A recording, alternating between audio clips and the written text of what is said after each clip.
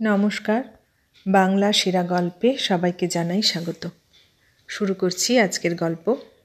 আজ পড়ে শোনাব নবনীতা দেবসেনের লেখা গল্প মেজ কাকিমার গল্প। শুরু করি গল্প মেজ কাকিমার গল্প। মেজ কাকিমার অনেক গল্প, কোনটা ছেড়ে কোনটা বলি। এই কালকেরটাই আগে বলা যাক। ছোট কাকু অফিস থেকে দুপুরে লাঞ্চ খেতে বাড়ি আসেন।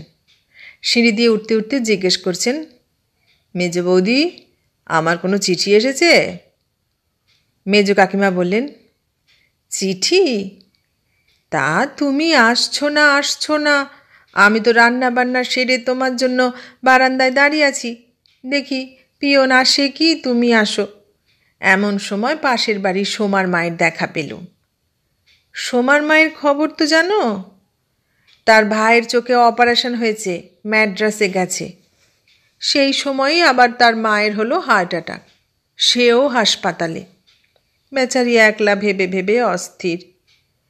ম্যাড্রাসে ভাইয়ের খবর নেবে না পিজিতে মাকে দেখতে যাবে, সে এক বিতিকিচ্ছিরি অবস্থা।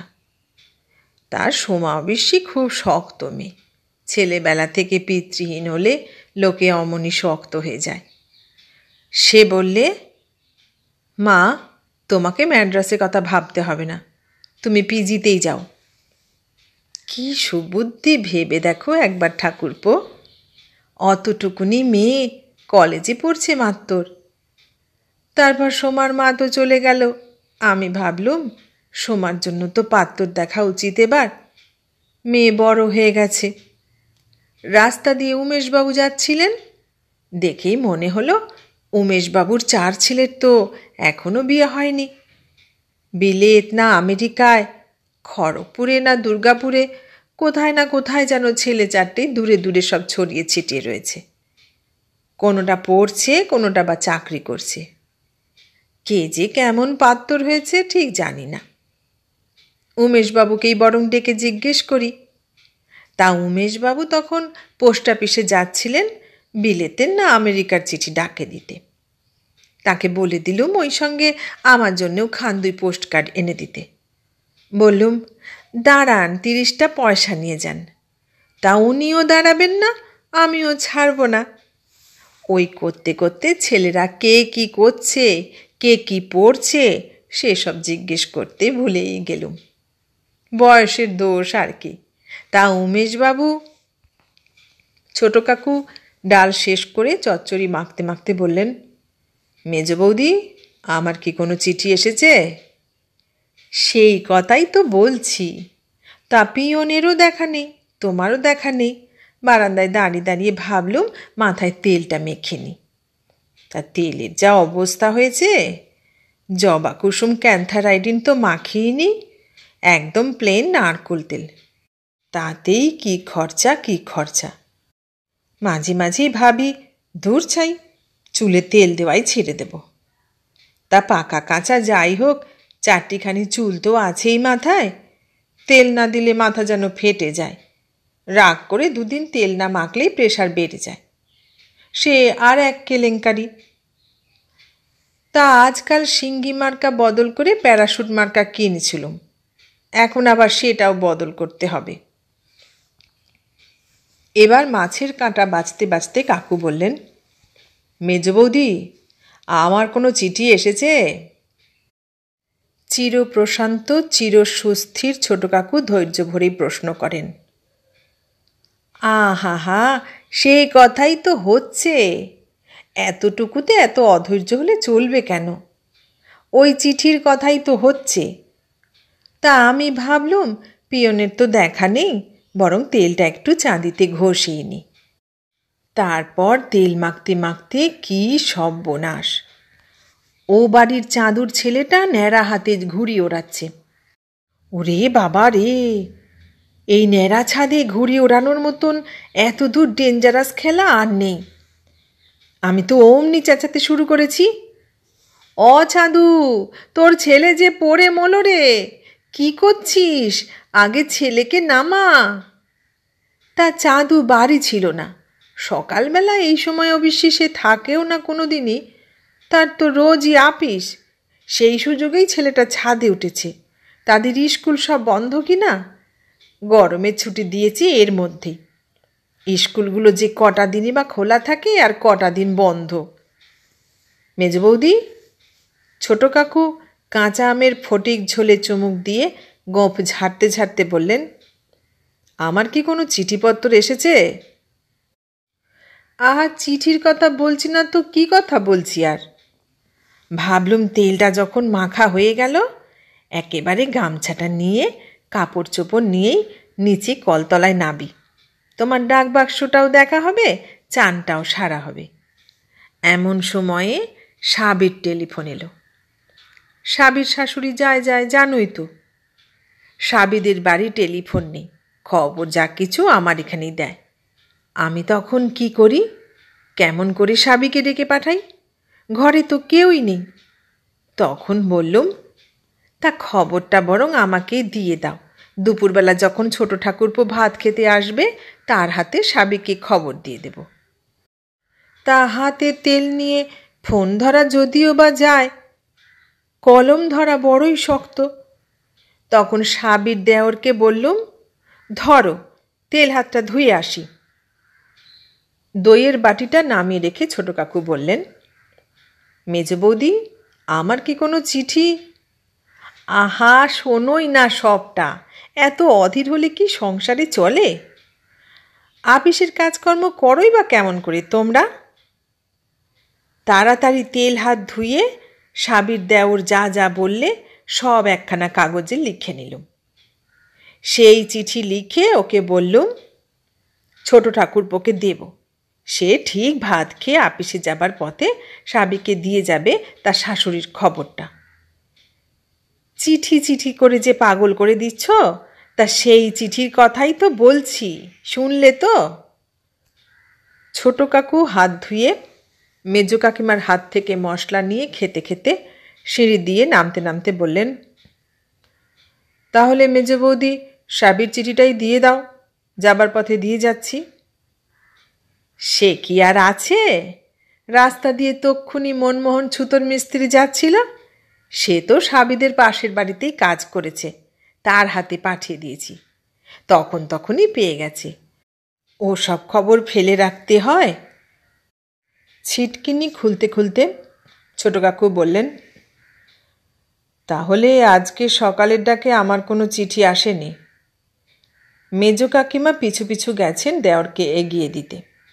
ফস করে জ্বলে উঠলেন, কে বললে আসেনি? আমি কি বলেছি একবারও যে তোমার কোনো চিঠি আসেনি? কেন আসবে না চিঠি? আমি পিয়নকে দেখতে পাইনি বলেই যে চিঠি আসবে না তেমন কি কোনো নিয়ম আছে? এই তো তোমার দুখানা পত্র এসেছে।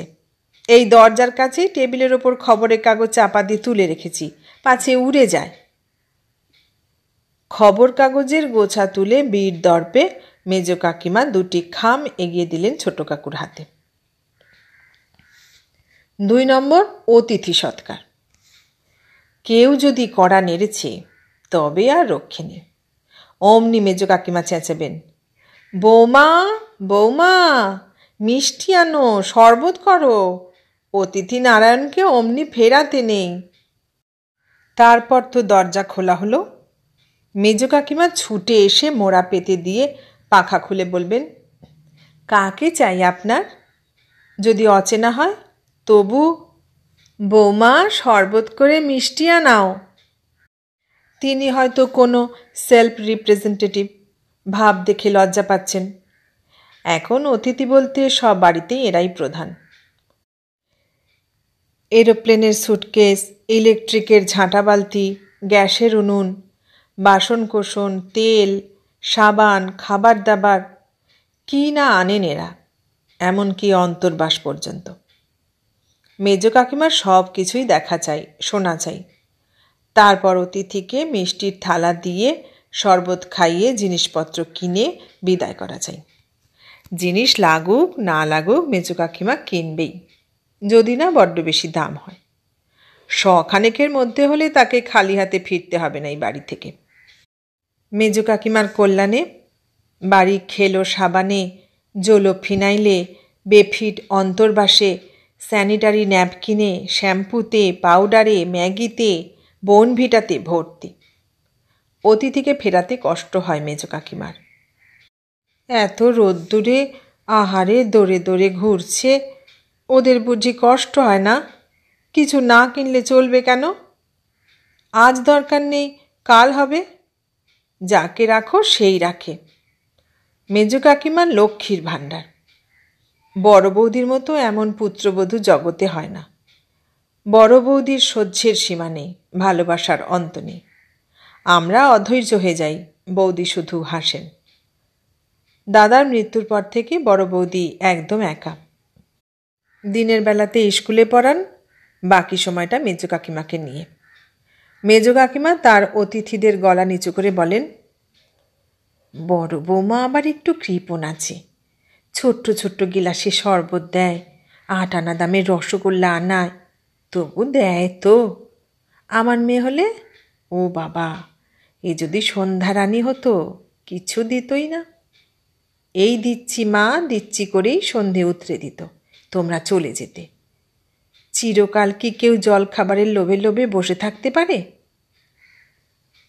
তখনও জলখাবারের আশায় বসে থাকা অথবা জলখাবার খেতে খেতে ব্যস্ত অতিথিরা এই অতি স্পষ্ট কথোপকথনে যারপরনাই অস্বস্তি বোধ করেন, কিন্তু অনুপায়। না খাইয়ে ছাড়বেনও না মেজো কাকিমা। লৌহ ভীম চূর্ণ করার মতো যত্ন তার। হ্যাঁ, সন্ধ্যা হলে বলতো, মা তোমার সবটাতেই বাড়াবাড়ি। এসেছে জিনিস বেচতে, তোমার আত্মীয় নয়, কুটুম নয়, জ্ঞাতপুত কেউ নয়, তাকে মিষ্টির থালা ধরে দেবার কি দরকার? আমি বলি, কি দরকার সেটা তুই কি বুঝবি রে সন্ধ্যা? বুঝি আমি আর বোঝে তারা। আমার এতেই পুণ্যি। অতিথি অতিথি, কি জন্যে এসেছে, চাঁদা চাইতে না সাবান বেচতে, সে আমার জেনে কাজ নেই। যেই এ বাড়ির পায়ের ধুলো দেবে সেই নারায়ণ, তাকে সেবা করা অবশ্য কর্তব্য। বক্তৃতার পর বেশিরভাগ ক্ষেত্রেই শুধু শরবত খেয়ে চলে যান, মিষ্টির থালায় হাত দেন না অতিথিরা। এ তো গেল অচেনা অতিথিদের বেলায়। যখন সত্যি চেনা লোক, মেজো কাকিমা উচ্ছ্বসিত। এসো এসো বৌমা, খাবার সাজাও। বুলু বাচ্চু এসেছে? বৌমা, খাবার থালাগুলো তুলে নাও। বুলু বাচ্চুকে হাত ধোবার জল দাও, ওরা এবার চলে যাক। ভীষণ ঝড় উঠবে মনে হচ্ছে, আর বসে কাজ নেই। অথবা, বাচ্চু রাস্তায় গাড়ি পার্ক করে এসেছে, কেউ না চুরি করে নিয়ে যায়। ওদের ছেড়ে দাও, ট্রাম বাসে ভীষণ ভিড় হয়ে যাবে এবার, ওদের এক্ষুনি না গেলে নয়। অথবা, কার্তিক মাসের কাঁচা হিম লেগে যাবে মাথায় আরও দেরি করে গেলে। অথবা, বুলুর মায়ের শরীর ভালো নয়, বেশিক্ষণ বাড়ির বাইরে থাকা উচিত নয়। অথবা, এই বেলা না গেলে রোদটা আরও চড়ে যাবে, ওরা বরং বেলাবেলি চলে যাক। মেজো কাকিমার ঝুড়িতে ওজোরের সংখ্যা অগুন্তি। ঋতুমাফিক রোদ আসা, হিম লাগা, ঠান্ডা লাগা, ঝড় বৃষ্টি, চোর ডাকাত, নয়তো বাড়িতে মা শ্বশুর ছেলেপুলে, নয়তো চাকরি বাকরি, নয়তো গাড়িতে ভিড়। শেষ অবধি গাড়ি চুরির ভয় পর্যন্ত দেখান মেজো কাকিমা। আত্মীয় বন্ধুদের খাওয়া হলেই আর 1 মিনিটও নয়, তক্ষুনি বিদায় করা চাই। বসতে দেন যতক্ষণ খুশি কেবল সেলস গার্ল সেলসম্যানদের। ওরা তো বেড়াতে আসেনি, কাজে এসেছে, ওদের কথাই আলাদা। সত্যি কথাই তো। 3 নম্বর, পয়া অপয়া। এই যে, এই কাপড়টা আর পরব না বৌমা, তুলে রাখো। মেজো কাকিমার হাতে ফর্সা কালো পেরে শান্তিপুরি ধুতি একটি। মেজো কাকিমা বললেন, বড় বিশ্রী কাপড় এখানা বৌমা। এটা পরে বারান্দায় দাঁড়িয়েছিলাম, ও পাশে একখানা রিক্সা উল্টে বিয়েবাড়ির বাসন কোসন সব রাস্তায় ছড়িয়ে পড়ল। কি কাণ্ড বলো দেখি। ওই বারুজ্জেদের বাড়ির বিয়ের ভিয়েন বসছে, তার জন্যেই যাচ্ছিল মনে হয়। আসলে হয়েছে কি, একটা গাড়ি একটা কুকুরকে প্রায় চাপা দিচ্ছিল। যেই গাড়িটা এদিকে হঠাৎ সরে এসেছে, অমনি এই বাসন ভর্তি রিকশাটা উল্টে পড়ল। কেউ কাউকে ধাক্কা মারেনি, সব আপনা আপনি, সব এই কাপড়খানার জন্যে। সেদিনই এটা তুলে রাখা উচিত ছিল। মনে আছে সেদিন এইটে পড়ে ভাত খাচ্ছিলাম, আর বিন্দুর মা পা হড়কে পড়ে গেল কলতলাতে। বড় বৌদি কিছু বললেন না, তবে আর ওই আলমারিটাতে জায়গা কুলোচ্ছে না। ঠাসা হয়ে আছে অপয়া শাড়িতে, তা দিয়ে বাসনও কেনা চলবে না। অপয়া বাসন হয়ে যাবে সেসব, পরাও চলবে না। মেজ কাকিমা চেনেন যে প্রত্যেকটা কাপড় তার মনে থাকে। এত অপয়া শাড়ি কি আর একদিনে জমেছে? তা নয়, 25 বছর ধরে জমেছে। মেজ কাকা মারা যাবার দিন থেকেই সেই প্রথম অপয়া শাড়ি বাছা শুরু হলো, যেটা পরা অবস্থায় মেজ কাকার মৃত্যু হলো। তারপর থেকেই অপয়া ঘটনা বড্ড বেড়েছে। পাশের বাড়ির মেয়েটা যে গলায় দড়ি দিয়েছে শ্বশুর বাড়িতে ফিরে গিয়ে, সেই খবরটা এই কাপড় পরে শুনতে পেলাম। এটা বড্ড অপয়া। এই কাপড়টাই পরেছিলাম যেদিন পদ্মপুকুরে ভীষণ মারামারিটা হলো। এই কাপড়টা আমি পরেছিলাম যেদিন মিত্তিরদের কর্তাগিনীতে বেদম ঝগড়া হয়েছিল। গিন্নি বাপের বাড়ি চলে গিয়েছিলেন চিরদিনের জন্যে। শেষে মিত্তির মশাই নিজে গিয়ে বহু সাধ্য সাধনা করে 10 দিনে ফেরত আনলেন। এরকম কত কত। এই কাপড়টা পরা অবস্থায় ছোট খোকার বউয়ের প্রথম বাচ্চাটা নষ্ট হবার খবর পেয়েছিলাম। এই কাপড়টা পরা অবস্থায় বুলুর ছেলের ডিভোর্সের খবর শুনলাম। এটা পরেছিলাম যেদিন রামু ধোপা ট্রামে চাপা পড়েছিল। এই কাপড়টা পরা অবস্থাতেই সেজ ঠাকুরপুর চাকরি যাবার খবর এলো। এই কাপড়টা পরেছিলাম যখন রেডিওতে ইন্দিরা গান্ধীর মৃত্যু সংবাদ দিলে। এমনই নেহরুর মৃত্যু সংবাদের শাড়ি, উত্তম কুমারের মৃত্যুদিনের শাড়ি, ভোলাদ্বীপ প্লেন বিপর্যয়ের শাড়ি, বিশুর ঠাকুরমার পা পিছলে পড়ে কোমর ভাঙবার দিনের শাড়ি, পাড়ার ভূত কুকুর চাপা পড়বার দিনের শাড়ি, দ্বিজুর বাবাকে পুলিশে ধরবার দিনের শাড়ি, শুভেন্দুর বাড়িওয়ালার হুজ্জুতি করার দিনের কাপড়, প্রতিমার ফেল করার দিনের, ফেলুর শ্বশুরের হার্ট অ্যাটাক হবার রাত্রিরের, বেঁটে শিবুর নামে হুলিয়া বেরুনোর দিনের, ফুলবাগানের বাড়িতে চুরি হবার দিনের, দেওঘরের বাড়ি বিক্রি হয়ে যাবার দিনের, সরোজের বউয়ের পালিয়ে যাবার দিনের, কুমারের বাপের পক্ষাঘাত হবার দিনের। এরকম অজস্র মন্দ দিন রাতের স্মৃতিতে ভর্তি মেজ কাকিমার অপয়া শাড়ির আলমারিটা। বড় বৌদি মাঝে মাঝে পুরনো দুটো একটা চুপি চুপি বের করে বিলিয়ে দেন আমাদের। আমরাও চুপি চুপি ছাপিয়ে নিয়ে পড়ি, নইলে জায়গায় আটবে কেন। অপয়া ঘটনা তো জগৎ জুড়ে রোজই ঘটছে। কানপুরে 3টে কচি কচি মেয়ের গলায় দড়ি দেবার দিনের শাড়িটাও ওতে উঠে গেছে। সকালবেলা উঠেই কাগজে ওই ছবি দেখার পরও সে কাপড় কি আর পরা সম্ভব যে কোনো মানুষের পক্ষে? 4 নম্বর, ঝড় বাদলে আঁধার রাতে। জগতে কিছু কিছু মানুষ রেডিও অ্যাক্টিভ হন, সুবীর যেমন। মেজু কাকিমাও খুব রেডিও অ্যাক্টিভ প্রাণী। 24 ঘন্টা রেডিও শুনতে ভালোবাসেন চিরটাকাল। গ্রামোফোন? হ্যাঁ, তা মন্দ কি, তবে রেডিওর মতন নয়। ওই রেকর্ড লাগাও রে, পিন লাগাও রে, ওসব 50টা ঝঞ্ঝাট নেই রেডিওর। চাবি ঘোরাও আর গান শোনো। শুধুই কি গান, সংবাদ, আবহাওয়ার খবর, ধর্ম আলোচনা, নাটক, যাত্রা কি নেই। রেডিও একখানা ঘরে থাকলে আর ঘরে মানুষ লাগে না। মেজু কাকিমা ঘুমিয়ে থাকলেও রেডিওর চলা চাই। 6টা থেকে 11টা পর্যন্ত অক্লান্ত রেডিও চালক মেজু কাকিমা। কখনো ক, কখনো খ, কখনো বিবিধ ভারতী, কখনো ঢাকা চাবি ঘুরিয়ে দিব্যি এদিক সেদিক শোনেন। প্রায় শুনি ইংরেজি ঝিনচাক বাদ্যি বাজছে রেডিওয়, আর মেজ কাকিমা তাকিয়া মাথায় ফুরুর ফুরুর নাক ডাকিয়ে ঘুমোচ্ছেন রেডিওটি মাথার কাছে নিয়ে। যখন থেকে ট্রানজিস্টার চালু হয়েছে গাঁয়ে গঞ্জে রাখাল বালকরা শুনেছি একটি করে ট্রানজিস্টার হাতে ঝুলিয়ে গরু চড়াতে যায়। আর মেজ কাকিমাও ট্রানজিস্টারটি সমেত রান্নাঘর, স্নানের ঘর সর্বত্রই বিচরণ করেন। সর্বভূতে আকাশবাণীর সাহচর্য মেজ কাকিমার পক্ষে অত্যাবশ্যক। তিনি রেডিওর অত্যাগসহন সঙ্গী এবং রেডিওর মতিবুদ্ধি মতোই তিনি জীবনযাপন করেন। সেদিন বাড়িতে ঢুকেই দেখি মেজ কাকিমা দরজা জানলা বন্ধ করছেন। ভারী সুন্দর একটা হালকা ফুরফুরে মিষ্টি বাতাস বইছিল।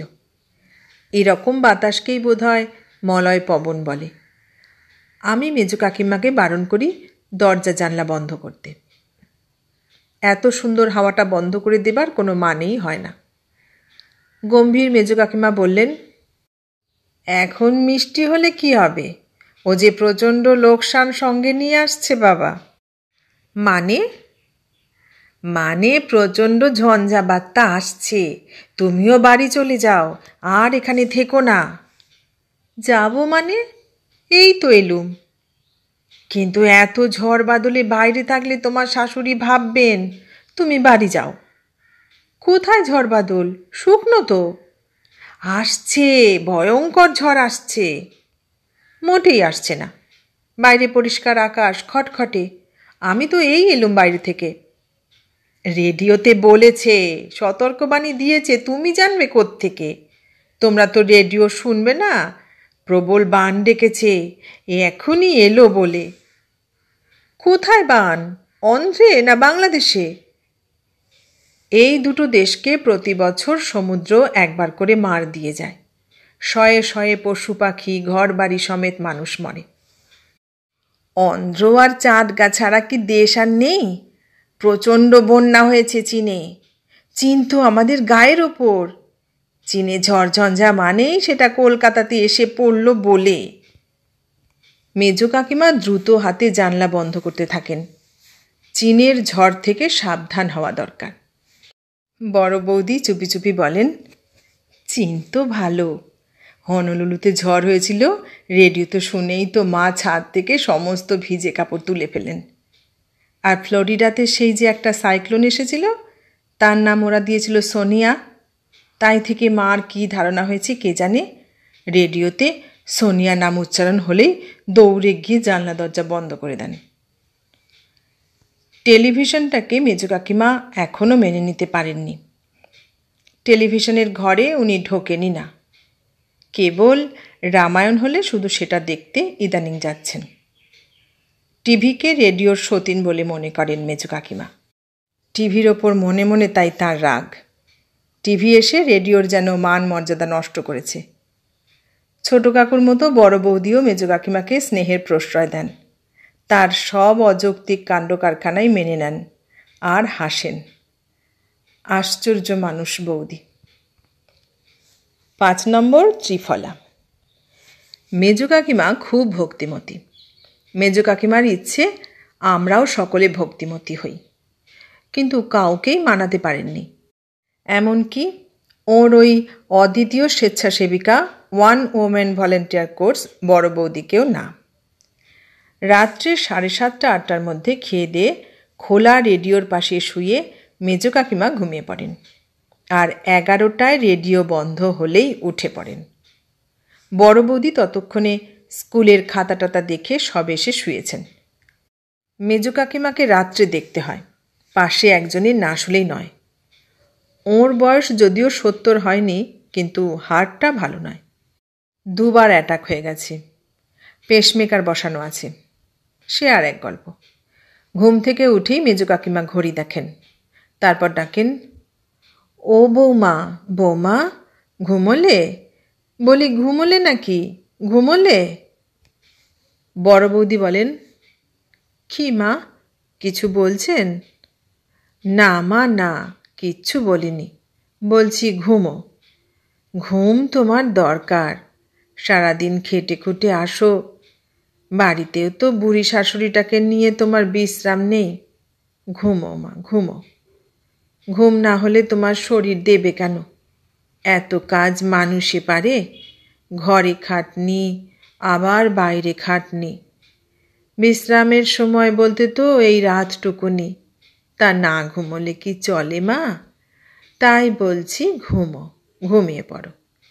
ঘুম মানুষের দেহে খাদ্য, পথ্য, ওষুধের মতোই জরুরি। ওটা তোমার দরকার। বড় বৌদি চুপ করে শুয়ে থাকেন, উত্তর দেন না। বৌমা, বৌমা, বলি সত্যি সত্যি ঘুমিয়ে পড়লে নাকি? অ্যাঁ, এ যে দেখি সত্যি সত্যি ঘুমিয়ে পড়েছে। তেষ্টা পেয়েছে। বৌমা, জল খাবো। অকস্মাৎ মেজো কাকিমা মরিয়া হয়ে ওঠেন। বৌমা যে ঘুমোননি তাও প্রমাণ হয়ে যায়। বৌদি উঠে পাশের টেবিল থেকে পাথরের গিলাসটি শাশুড়ির হাতে তুলে দেন। মেজো কাকিমার হাতের কাছেই ছিল গিলাস ভর্তি জল। জল খেয়ে তৃপ্ত হয়ে মেজো কাকিমা বলেন, নাও শুয়ে পড়ো, ঘুম তোমার দরকার। বৌদি হাসতে হাসতে শুয়ে পড়েন।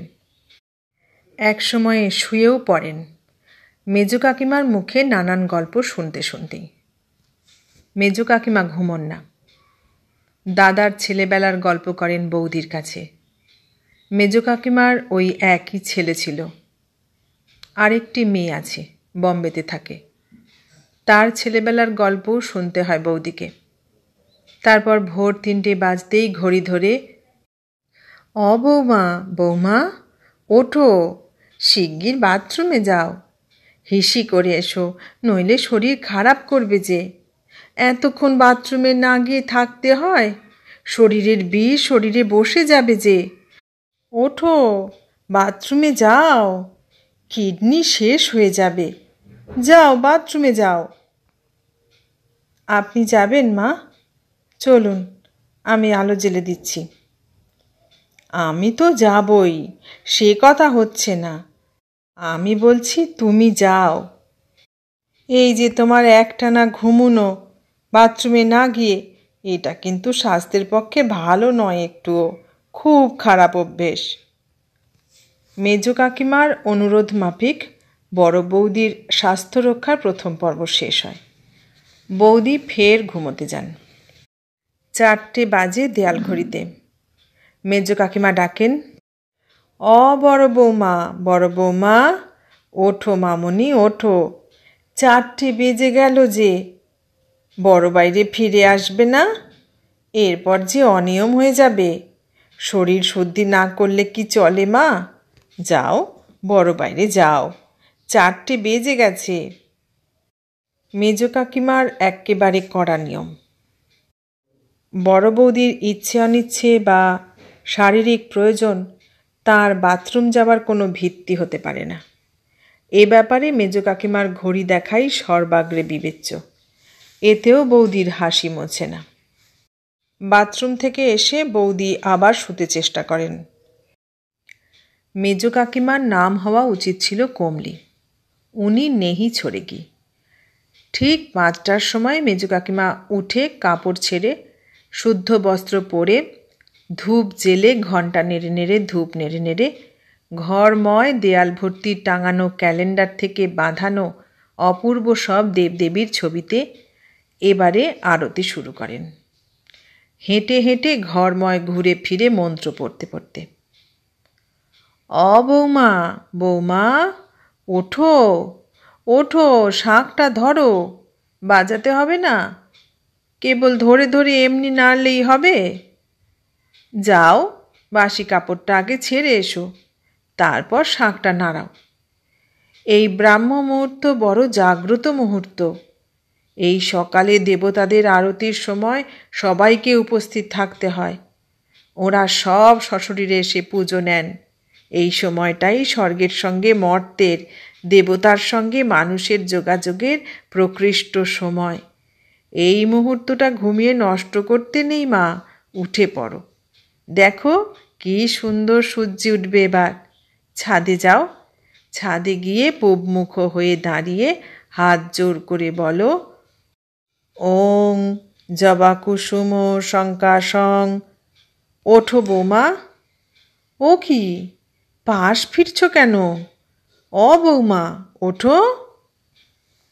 পিঠে জোরসে ঠেলা খেয়ে বড় বৌদি ঘুম চোখে এবার বলেন, এই যে উঠছি মা, আপনার ত্রিফলাটা ভেজানো আছে, এই আমি উঠেই দিচ্ছি। হঠাৎ আশ্চর্য পট পরিবর্তন হয়। নরম সুরে মেজ কাকিমা বলেন, ত্রিফলা? আবার তুমি ত্রিফলা ভিজিয়েছ? কবরেজ মশাই বুড়ো হয়েছেন, কি বলতে কি বলেছেন? আমি বলেছি না আমি ত্রিফলা খাই না, ত্রিফলা খাবো না আমি। না মা, তা হয় না, কবিরাজ মশাই রাগ করবেন। তুমি শোও তো ততক্ষণ। চোখে এক ফোঁটা ঘুম নেই মেয়ে, ভোর হতে না হতে উঠে পড়ে আমার পেছনে লেগে গেছো। মা, ত্রিফলা খাও। শুধু শুধু এক্ষুনি উঠবার কোনো দরকার নেই। তোমার তো মর্নিং স্কুল নয় বৌমা, তুমি বরং আর একটু রেস্ট নাও, বিশ্রাম করো। আর একটু ঘুমোও দিকিনি বৌমা, ঘুমটা খুবই জরুরি, তোমার শরীরের পক্ষে ঘুমটা খুব দরকার। বলতে বলতে মেজ কাকিমা একা একাই ছাদে পালান। বৌদি মৃদু হেসে পাশ ফিরে শুয়ে আবার ঘুমিয়ে পড়েন। এখন 2 ঘন্টা নিশ্চিন্ত।